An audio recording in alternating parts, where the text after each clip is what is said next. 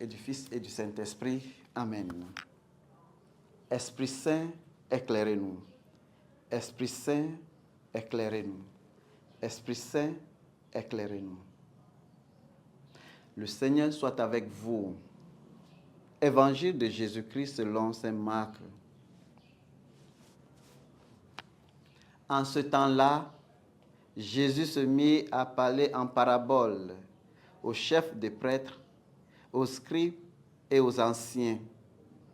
Un homme planta une vigne et il l'entoura d'une clôture. Il croisa un pressor et il bâtit une tour de garde. Puis il loua cette vigne à des vignerons et partit en voyage.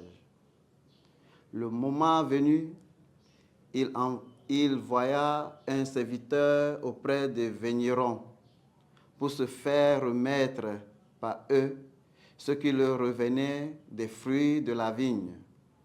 Mais les vignerons se saisirent du serviteur, lui frappèrent et lui renvoyèrent les mains vides.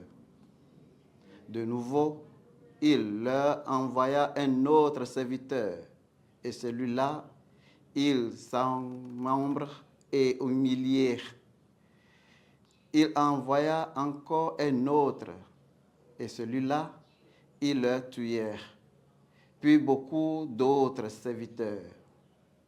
Ils frappèrent l'un et tuèrent les autres. Il lui restait encore quelques. Son fils bien-aimé, il envoya vers eux en dernier, en se disant, ils respecteront mon fils. Mais ce vigneron-là se dit entre eux, voici l'héritage, allons-y, tuez-le, et l'héritage va être en nous. Ils se saisirent de lui, le tuèrent et le jetèrent dehors de la vigne. Que fera le maître de la vigne? Il viendra, fera périr le vigneron et donnera le vigne à d'autres. N'avez-vous pas lu ce passage de l'Écriture?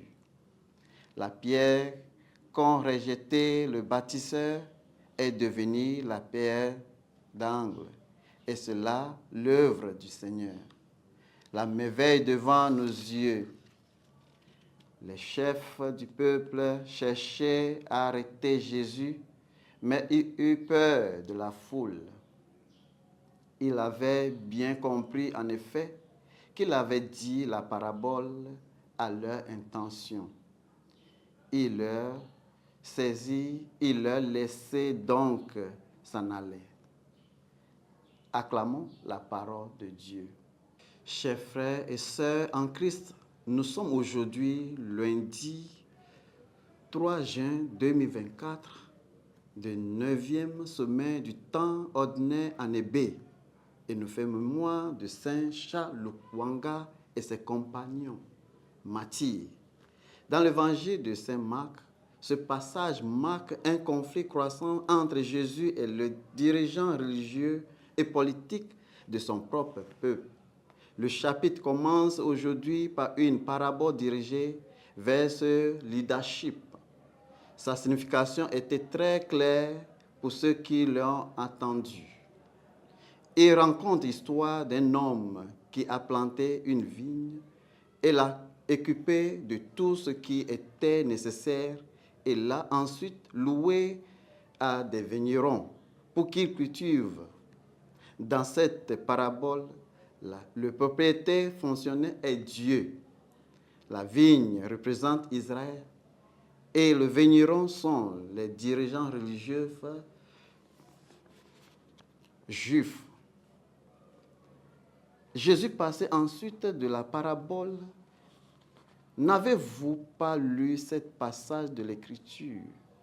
La pierre que les baptisants ont rejetée est devenue la pierre d'angle.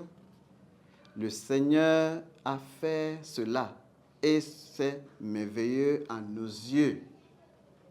Jésus cite le psaume 118, versets 22 à 23.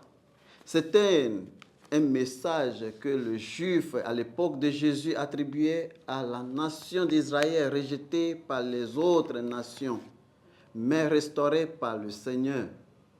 Cela donne du poids à l'idée que le Messie viendra restaurer la nation politique d'Israël. Cependant, ici, Jésus n'utilise les versions pour faire référence à Israël, mais pour lui propre dessein. Bien-aimés du Seigneur, n'avons-nous soif de pouvoir et permettons-nous que notre désir de pouvoir mène au péché. Le chef religieux voulait le pouvoir et il voulait que leur groupe soit le plus puissant ou qu'ils soient eux-mêmes puissants. Ce désir de pouvoir conduira au meurtre. Faisons-nous attention à la façon dont nous désirons avoir le pouvoir et à quoi nous utilisons. Que le Seigneur nous guide et nous garde de tout au long de ces jours. Au nom du Père et du Fils et du Saint-Esprit. Amen. Loué soit Jésus-Christ.